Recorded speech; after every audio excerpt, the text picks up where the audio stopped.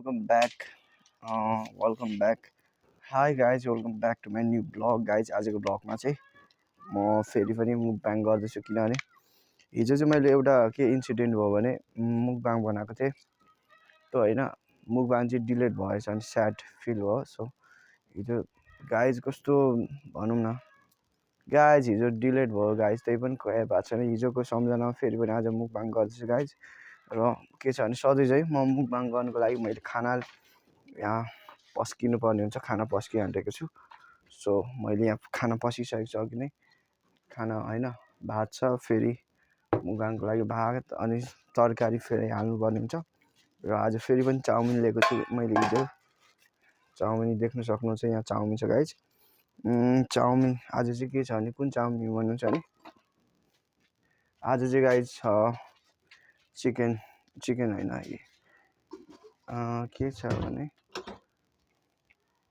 आजको चाउमिन चाहिँ छ सायद सुकुटी चाउमिन होला तरकारी भइहाल्यो सो मैले तरकारीहरू अहिले लगाइसकेको छु भातमा सो अब यसको सबै तर्जुमाहरू गर्नु पर्यो नि त सेटहरू सब तयार गर्नु पर्यो अनि अब चाहिँ मैले यहाँ बेस्ट ठाउँमा लाग्यो क्या बाहिर अनि अब मैले यो कुर्सी पनि लिनुपर्ने हुन्छ नि त कुर्सी सो टक्क यो कुर्सी राख्नुपर्ने हुन्छ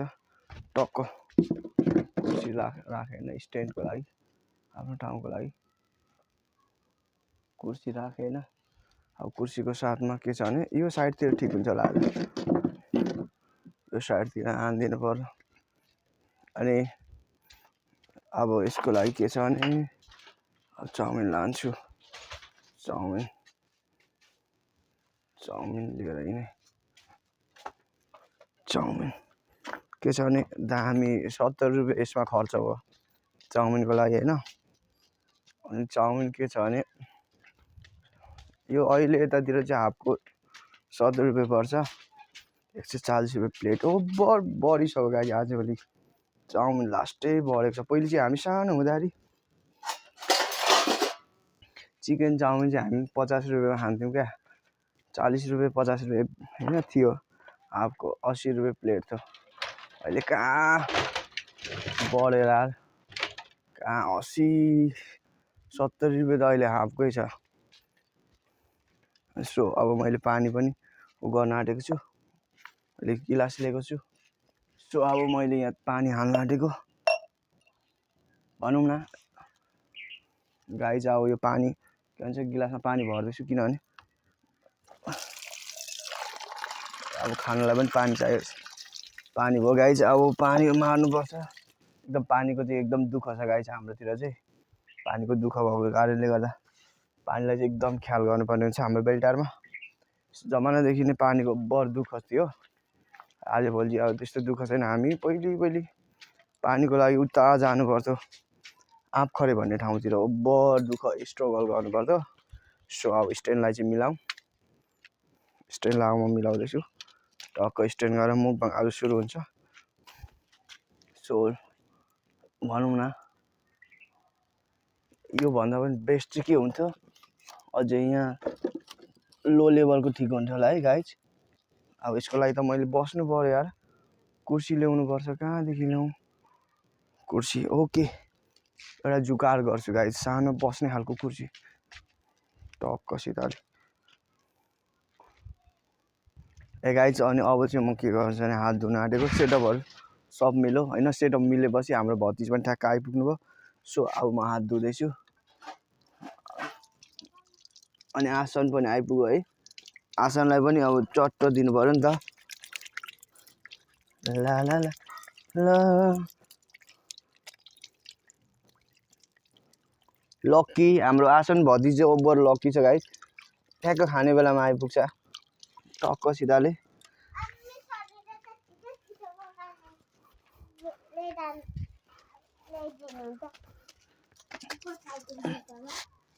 ओके अब चाउमिन चाहिँ निकाल्न आँटेको किनभने टक्क सिधाले हेर्नुपर्छ कति छ भन्ने बारेमा अलिकति हैन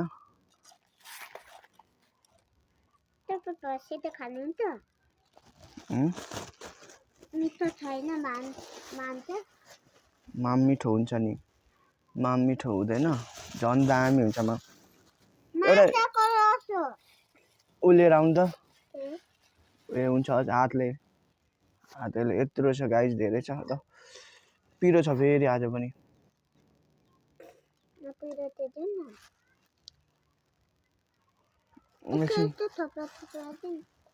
पिरो हुन्छ त ल खानु ल गाइस अब चाहिँ के छ भने अब यो पानी साइडमा हैन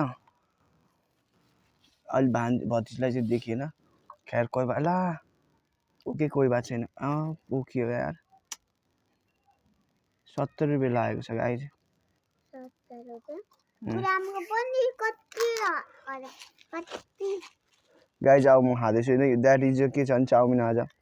चाउमिन अनि भात भनौँ न यो चाहिँ सिकुटी चाउमिन हो आजको गाइजहरु subscribe to my channel subscribe गरिदिनु है त्यही हो सब्स्क्राइब गरिदिनु होला हैन शेयर गर्नु नभुल्नु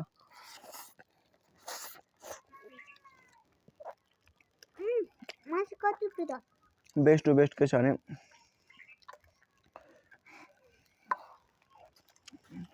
माछा पनि छ के गाइज यसमा चाहिँ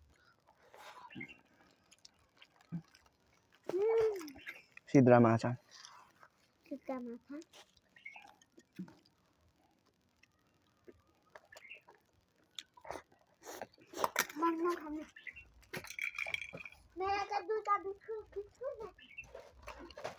वो चाहिँ पिरोल गरेर खाएन गाइज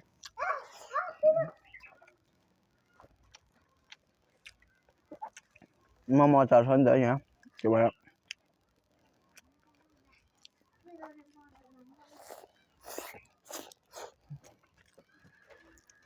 अति नै पिरो बनाइदिनु भएछ यार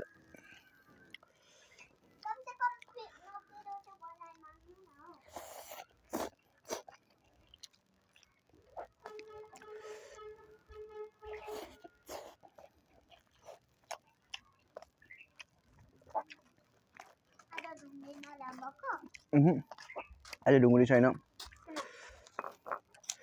त्यतिकै पैसा पनि पुगेन नि त ढुङ्ग्री ल्याउनलाई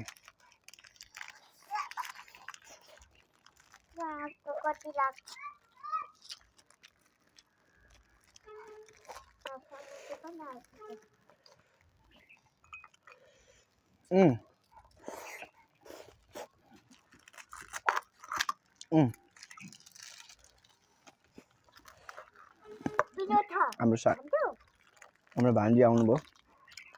सो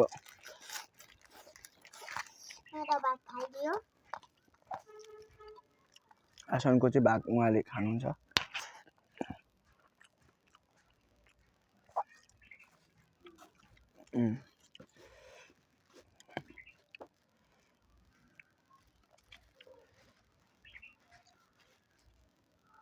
फेरि एक शट हान्नु पर्यो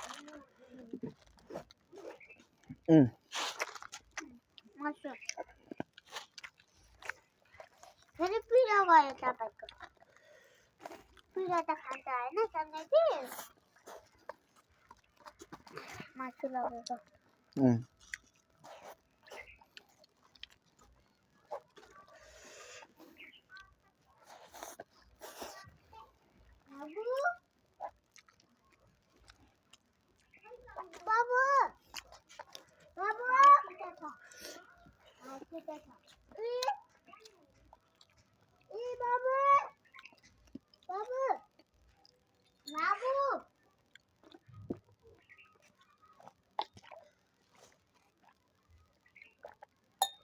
आजभोलि चाहिँ के छ भने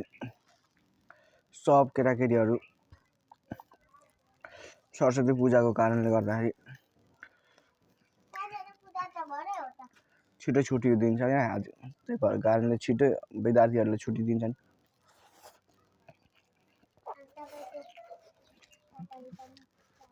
कामसाम गर्नुपर्छ हैन सघाउनुपर्छ भनेर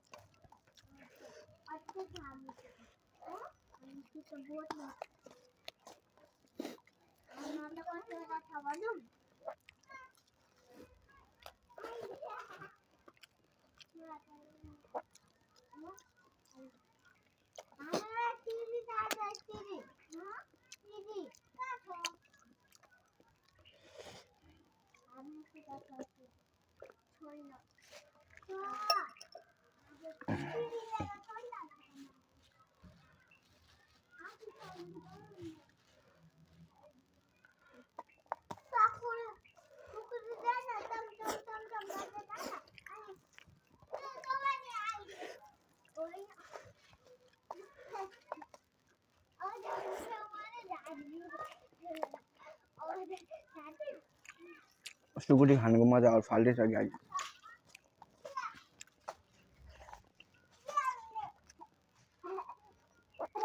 अति नै दामी लाग्यो पुरै खान सकिनँ भोलि टन्नै भयो गाइज